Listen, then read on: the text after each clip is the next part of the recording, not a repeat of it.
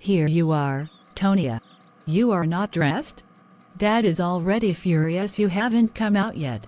Oh, wait a minute, have you been crying? I don't want to be married. At least not now. I want to further my education. But if your father doesn't want me in his house any longer, let him come clean instead of trying to force me into marriage. Don't say that, cousin. You know we all want you here. Listen, Tonia, it's not as if you don't have a point, but you know, it's hard to make Dad understand your stance. I don't care whether he understands or not. I'm not getting married to someone I barely know. The guy seems okay. Besides, he promises to send you to college. But I don't totally buy all that. Perhaps it would be best for you to run away. Run away to where? The only place I know is the village, and you and I know my parents can hardly get by with their meager income. I was their hope, but look at me now. You know what? I think I should call Mom at this point. She might just have a different idea. Mr. Rubin, I'm so sorry things didn't work out the way I planned it. Nice try. Listen, I came here seeking a wife, and a wife I must get. I will go, but in the next few days I will be back to take a wife home. Keep the bride price till my return for the traditional rites. If that is your position, I totally agree. Tonia is your wife whether she likes it or not. And more importantly, her father, my brother, doesn't have a say in all this. So, relax. Dad, I can't believe you collected Tonia's bride price when her father is alive. This is utterly sacrilegious. What's your problem? She lives under my roof, and I can do whatever pleases me. Besides, poor people have no voice, especially in matters like this. This is preposterous. If you are that rich, Dad, why would you collect the bride price money without Tonia's consent? All I'm implying is that you should at least treat Tonia like your daughter. Remember, you took her in when she was barely 12 years old. Also, all the promises you made to her father, including to send Tonia to school, are yet to be fulfilled. And now you want to force her into marriage to a proud guy like that? Will you get out of my sight? When did you become my father? Listen, Reuben is the right man for Tonia, and that is final. Roland, is that you? Yes, Mother. Where have you been all day? I called you on the phone, but your phone was switched off. You got me worried. It's nothing against you, Mother.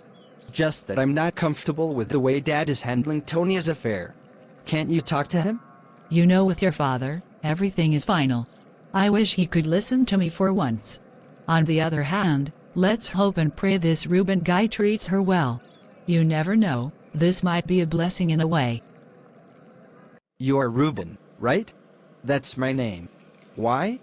Please bring your 2 hands forward for cuffs. You need to come with me.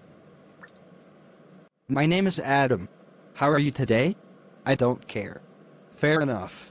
Naturally, before we begin, it is my responsibility to notify you that you have the right to retain and instruct counsel in private, without delay. Do you understand that? I'm not guilty. Unfortunately, this is not the time and place for that. Here, I only need to ask you a few clarifying questions, and we will be done in no time. Do you understand? Who cares? Good. Now, Mr. Rubin, do you know why you are here? Do you want me to do your job? As an officer of the law, you should know why I'm here. Or is this some restaurant? What insolence? You should be ashamed of yourself to have beaten up a woman you called your wife that way. And here you are behaving nonsensically like a brainless goat. Now tell me, do you or do you not know Tonia? I'm not saying a word to you again. I need a lawyer. Hi, how may I help you? I'm here to see a patient. That's okay. Do you know the name of this patient? Yes. Her name is Tonia. Tonia de Bong. Oh, that lady from last week. She's in Ward U24. First floor, second room on the right. How are you feeling today, Mrs. de Bong? I'm feeling a bit better. Good to know. But anyways, I'm going to keep you here for a few more days. Just to make sure everything is fine. How are you, Tonia? I'm getting better. Sorry I'm a bit late. My boss was practically around for the whole day. By the way, I saw Dr. Lee on my way here. She intends to keep you here for more days? That's what she said. Listen, Victoria, I'm so sorry for the financial burden my stay here is putting on you, Roland and Yemi. That's nothing. Our hope is that you get well soon. Also, I empathize with you for the lost pregnancy. Meanwhile, we will try to put Ruben on a leash, just to curtail his excesses. A lawyer is already working out strategies in this regard. And you know who that is? Of course, your friend, Yemi. Oh, not Yemi again. I think I've had enough of her assistance. It's getting embarrassing. Could we not use her services? That's fine. But we will only leave Yemi alone, only if you can afford any other attorney. Tonia, I don't think you understand the severity of your situation. Ruben should not be given a free hand to mistreat you this way. We love you, and personally, I want you to stay alive not only for me, but for your children. Thank you, Victoria. But I'm tired of living this way. I know. But please, be patient. Everything will work out well in due time. I said, where are the life insurance papers? They were in that box. I've been looking everywhere for them. You are lying to me, aren't you? I was reliably informed some guys came to this house in my absence, while you were in the hospital. Who were they? I don't know what you are talking about. You are a pathological liar. But don't worry, I will get the facts out soon. And if I find out you've been lying to me, you are dead meat. Now, get out of my face. I thought she was poor. How could she afford an attorney? The thing is that one of her friends is a practicing attorney. Now I see. But don't worry, I will see how far their money can carry them. But before I start any fight, I want you to reaffirm your commitment to marry me when all this is over. Mabel, you know I am completely yours. I won't disappoint you. That I promise. Well then, let's get some champagne to mark the beginning of love and victory. What was your name again? Ruben. Ruben de Bong. I told you already. You are such an arrogant man. Tell me, how do you feel brutalizing your wife repeatedly? She's my wife and property, and I chose to do whatever I want to her. That's quite unsympathetic of you. But remember, you are in a police vehicle, and I'm sure you are aware that anything you say or do can attest against you in the court of law. That's your problem. Doctor, does she stand any chance this time around? Of course, Tonia's condition is critical, but she will be fine. But I doubt if she will see with her left eye again. Our optometrists did their best to save that eye, but it was too late. I'm sorry. This is not a good news. Is she aware of this? Not yet. She will definitely know this once she's out of the medically induced coma. The frustrating part is that the guy who did this to her has already been released from police detention and behaving as though nothing happened. I am sorry to hear that. By the way, since Tonia's husband is hardly at home, what happens to Tonia's children? Their father's younger sister has been around. Fortunately, she's not selfish and wicked like Ruben. So the children are fine. I am happy to hear that. But I'm afraid it's time for my ward round. I will see you soon.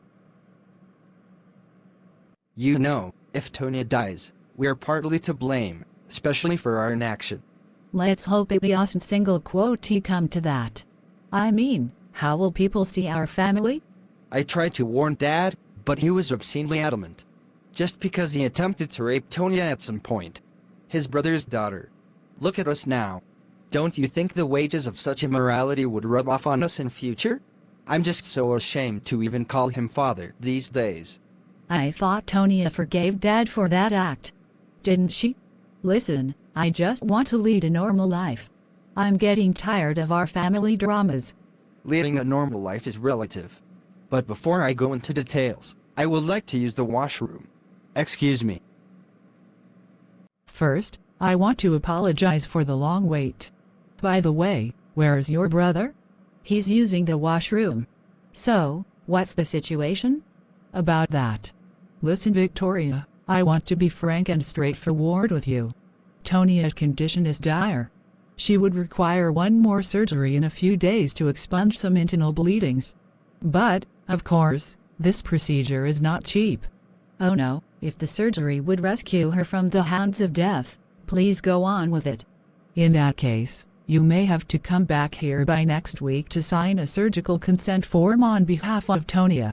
That won't be a problem. Thank you, doctor. Here you are. Where did you go?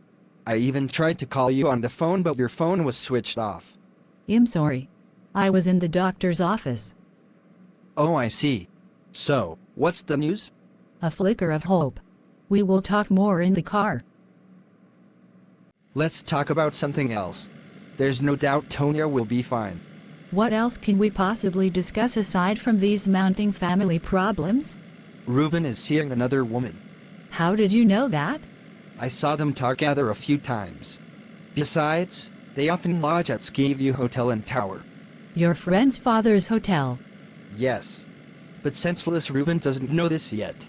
So, who is this woman? I don't know her name. But she seems like a wealthy person. Ruben is such a leech.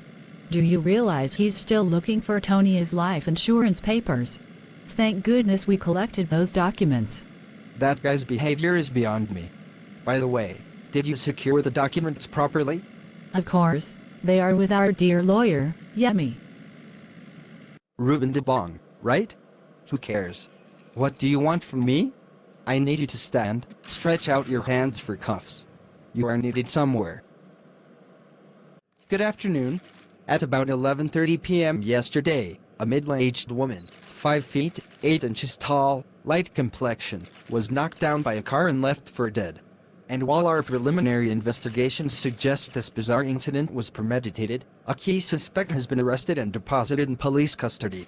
Also, the vehicle used for this criminality has been found and impounded. But more importantly, I want to thank members of the public for their role in ensuring the victim didn't die on the spot.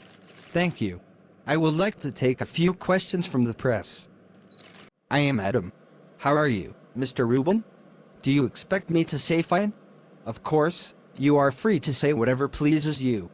But anyways, before we proceed, it is my responsibility to notify you that you have the right to retain and engage counsel in private, without delay. You may call any attorney you want. There is a 24-hour telephone service accessible which bestow legal aid duty counsel who can give you legal advice in private. This counsel is given without charge and the lawyer can interpret the legal aid plan to you.